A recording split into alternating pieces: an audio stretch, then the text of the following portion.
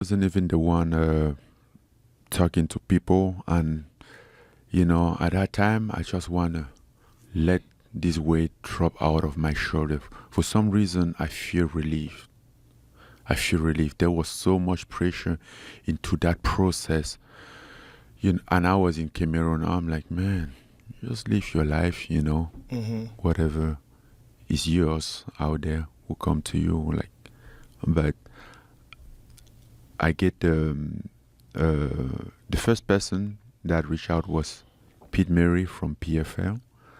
And then I was just like, yes, let's hear him out. And he came out. We speak. He asked like what I'm looking for and stuff. We speak. I'm like, looks good. A couple of days after, he made a proposal. I didn't even ask for not anything, but when he make a proposal, I look at the structure of that proposal. I'm like, this is good. Everything was being taken in consideration. Obviously, there's always gonna be a way to negotiate in a contract, but the way that they structured it, I was already happy. I'm like, I think this guy is trying to make me happy. Yeah, right? Well, they need someone like you. Yeah. The PFL doesn't really have the big stars. Yeah. So, but we keep that contract, and at that time, I'm like, let's wait. I'm not rushing to anything. Take some times and everything. And then... So you didn't sign that yet? No, I didn't sign. No. We also get to a chattery. Even chattery reach out. We talk, same thing. And then a couple of days, they send their own contract. But when I was putting that contract next to the PFL one, it was day and night. The PFL was much better? Yeah. Okay. And the PFL put a clause in to allow you to box? Yeah. No, boxing was first to me, right? And would the PFL be involved in the boxing promotion? That was up to me. Okay. That was up to me. But they didn't really want to. It's not their expertise, but if they can help in some way or be involved in some way, again, it's up to me, okay. Right? So, very independent contract. So, but I was more looking about boxing. That's the first time that I started to have dialogue about boxing and stuff. And I know there was some conversations with you fighting. There was Deontay Wilder they talked about. I think they talked about Dillian White. No, he was Deontay Wilder. We had a conversation with Deontay Wilder team, even with him. I personally was on the meeting with him, conference with him, that we were talking about a potential to fight there. Mm-hmm. So, and that was going well, and I think even to this day, we are kind of open about it.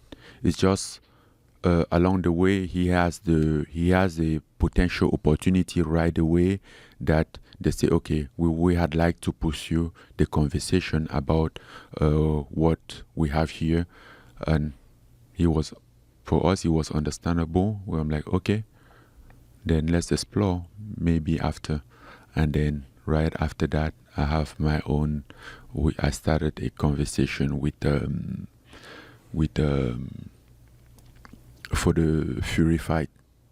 Yeah, because I get a call. I was driving to the airport, and then I get a call to meet in New York for some conversation about the Fury fight. And then when I get in New York next week, we schedule that on next week. I get in New York, we get to the room, I meet the people. It was the right people. We spoke. I heard them. I hear them out, and I'm like, I knew them, right? And I'm like, okay, this is legit.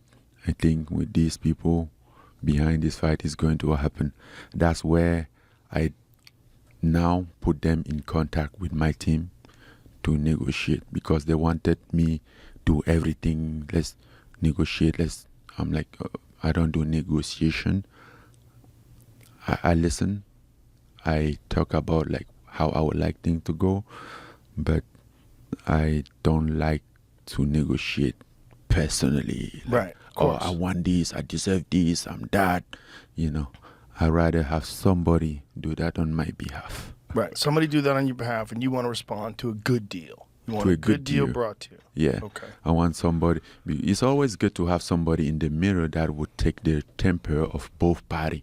Right. Because a deal can fall off just off because somebody is mad and this, and then like his ego take over and the deal is off, right? Right. But when there's somebody in between, and you always come to like, okay, it's not him. Right. And they still think about it, and that's what's happened.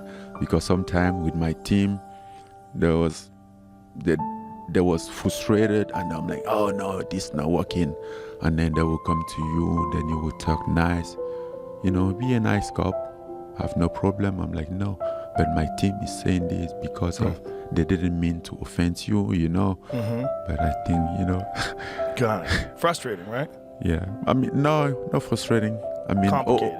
Yeah, but over the time, you learn, you understand how it works, and it's pretty easy. Okay. It's pretty easy. So you're in the driver's seat now because you've left the UFC. You have all these opportunities on the table, possibly Deontay Wilder, then it becomes Tyson Fury.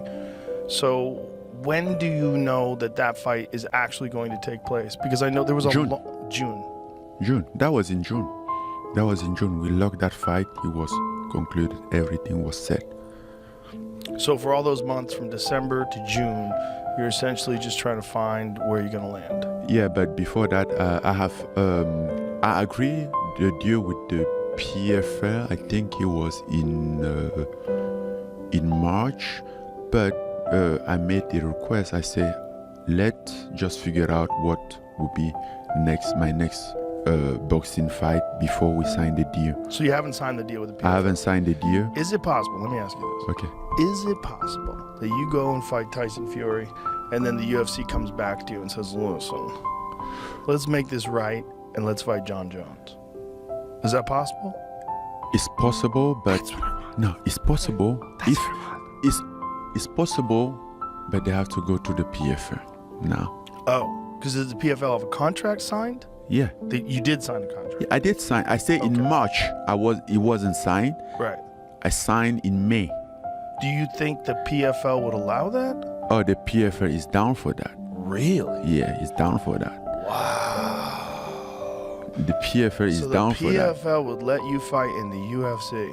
But what happens if you beat John Jones and become the UFC heavyweight champion again? That's a problem. I don't know. Maybe he'll be a special fight, a special belt or something. Yeah. Maybe not like a UFC belt. I don't know. Yeah, the UFC probably would not be down for that. Like Yeah. you win the title and then go fight in the PFL. That would be a problem. No, not the title. But, to be honest, I don't worry about the title. The title is not what I worry about. I worry about that fight, that challenge. Yes. And I wouldn't care if it was a fight without a title. So Right. I don't need a UFC title. Especially with that fight. Like, Right. what difference does it make? It's John Jones and you. No, Everybody that fight knows. is bigger than a title. Yes, bigger than The that. fight is bigger than a title. No doubt. So deep inside me, I still have a little bit of hope, even though I know it's gonna be hard, but you never know. Boy, that would be a big gamble for them. Because if you win, then you're the champ, but you're signed with the PFL. Yeah. Whoa. Whoa. Okay, so June, you get the Tyson Fury bout negotiated. Did you get everything you want? Was it easy? Again, you don't walk in a room for a contract to get everything that you want. Right. And at that moment, I was just so happy to get that fight happen, because from that fight, a lot of things will be open. That fight would open a lot of doors. Sometimes, even in the negotiation, sometimes you have to see long term, like what it comes with. Mm-hmm. Now I get this fight. I think it should have been the focus. right? After this fight, imagine, hypothetically, I go out there, knock Tyson Fury out. What do you think will happen for me now? Where does that leave me? If you knock Tyson Fury out, you're the biggest combat sports star in the world. Okay. That's what I think. So is that everything that you will want? You want the cash. You gotta get the cash. Then you will get everything. Yeah, then you get the cash. Well, if you knock Tyson Fury out, the real money's in a rematch. Exactly. That's the real money. That's crazy money. That's Are what they giving you crazy money for the Tyson Fury fight? Huh? Are they giving you crazy money for the Tyson Fury fight? Yeah, they're giving me a good money. And very great condition. I like a lot of component, and again, like a lot of component of this contract, who was like the treatment that they were giving me, the access, how easy they make stuff for me. You know, like it's gonna be the first time that my family gonna attend to my fight, and I don't even have to think about that.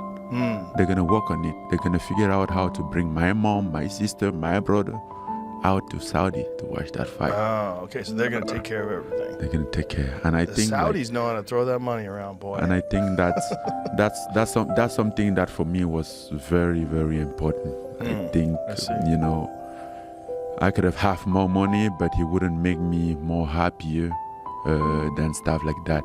And you know, you kind of like work with people that you feel like, okay, they are trying their best, their very best to make you feel comfortable, feel happy. Right. I think it's also a partnership. You know, it's not like one shot. Okay, take everything that I can take and go. How can we build something? Like, is it like somebody that I can trust? Can we build something for the future? And then when you feel like yes, you invest into that relationship. Okay. So June, they negotiate the fight. Is it 12 rounds? 10 rounds. 10 rounds. Yeah. 10 rounds, and they've created a new belt, right? Yeah. And you're happy with the money, you're happy with the conditions, you're happy with everything. So then in June is when you go hardcore boxing training? Like, when did you start like hardcore boxing training? I was training boxing already. No, like I was in a camp. But you're recovering from your knee surgery, first of all, right? Yes. So yes. You can't kick, and you can't wrestle. I can kick, I can wrestle. I mean, obviously, but you have to be careful. I have to be careful. But how is the knee now? 100%? I don't have to worry about like kick, wrestling. Right. Just knee. My knee is probably 90%. I mean, when you get a knee surgery. Did you get any stem cells or anything? Not yet. How long are you in town for? I had a PRP. I'm leaving tonight. You're leaving tonight? Yeah. There's a company in Austin, Ways to Well, that I wanted to hook you up with. Ways to Well, that does yes. stem cells. I get in contact with them. I haven't get them do my exam. And I think Eric Nixick put me in contact with Brigham? He sent me a contact. I can take care of that too. With Brigham. Yeah, I can take care of that too. I can about the same cell if we have a time. And I think you should do that. Yeah, I think I'm gonna give it a shot. Yeah, for sure. You know, it'll help you. It definitely will. It's very important to take care of, to maintain the vehicle. Yes, obviously. Yeah. And what a vehicle it is. Yeah. Basically, when you're gonna put it in a big crash like this. So right. That's a good way to put it. Yeah, because Tyson Fury is a monster. He's a monster. I stand next to him. I'm like, damn, this guy is big, right? Big. I'm like, you really need to go full force. Yeah, he's a big fellow, and he's very good, very skillful. Oh, man. You jump into the top of the heap, And maybe then, ever. And then I was there at the press conference next to him, and I'm like, yes, look, my fat belly. I'm a fat pig. I'm this. I'm like, don't you fool me. I have seen you. Yeah. He tricks people with that belly. I'm like, don't you fool me. Don't you trick me, Tyson. I have seen you box, and you doesn't box as a fat anything at all. No, he doesn't. He's an animal. If you just focus on his body, then you'll be like, oh, I think easy job. No, man. When the guy is in the ring moving, I'm like, okay, is it like something that they are remoting or something? I'm like, no, don't you fool me. No, he's very, very skillful. Yeah. Very skillful.